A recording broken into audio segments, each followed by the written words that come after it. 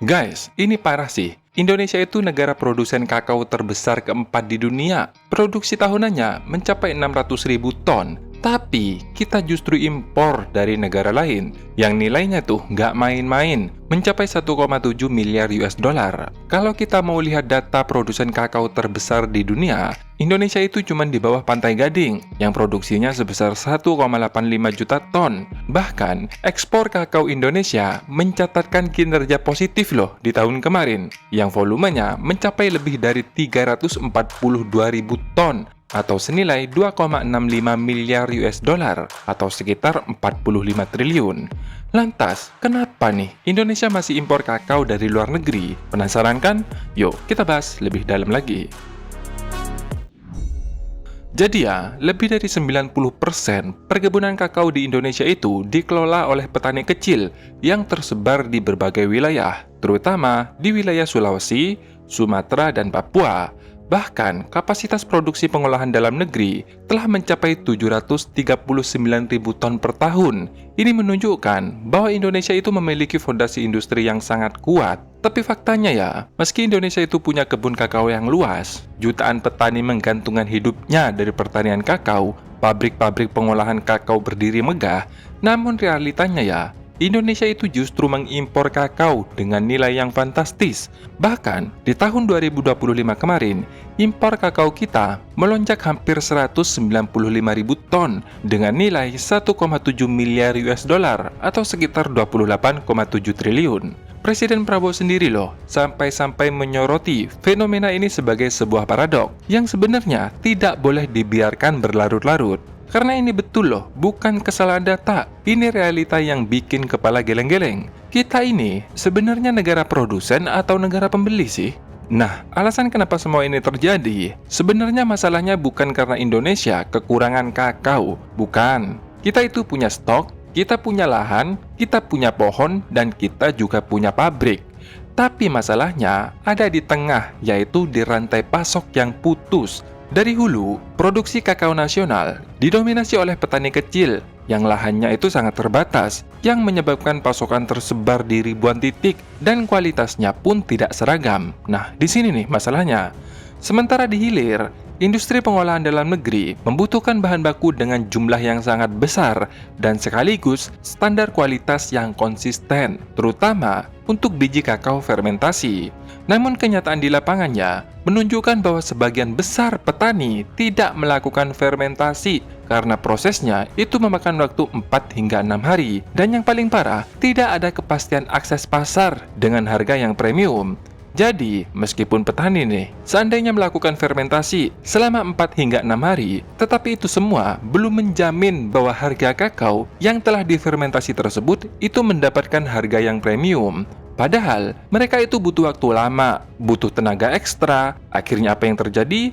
Mereka menjual biji kakao asal-asalan. Dijual kering tanpa fermentasi, praktis, cepat, tapi nilainya jauh di bawah standar industri global. Sementara industri terpaksa mengimpor biji fermentasi yang berkualitas dari negara seperti Ekuador, Pantai Gading, dan lain-lain.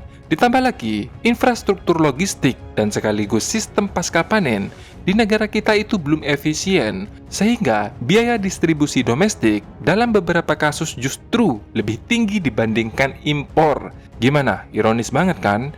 Coba lu bayangin dah, Indonesia itu punya kebun yang luas, dan kita juga punya pabrik yang besar, tapi rantai pasokannya itu nggak nyambung bro. Kata nyambung ini sederhana, tapi bagi orang awam mungkin banyak yang belum paham nih. Karena kalau petani itu jalan sendiri, ya gimana hasil kakaonya bisa dibeli menyesuaikan standar global? Tentu dong, para petani itu tidak tahu tuh standarnya seperti apa. Yang ujungnya, para petani ini gimana mau dapat harga bagus? Sementara industri kita itu butuh kakao dengan jumlah yang sangat besar, dengan kualitas standar global. Jadi, kalau keduanya itu nggak nyambung, sayang banget kan? Karena potensi besar yang kita miliki itu gak maksimal bro. Dan ujung-ujungnya, industri itu gak bantu petani ikut sejahtera. Nah, di sini nih poin pentingnya. Padahal industri itu harusnya membantu petani ikut sejahtera.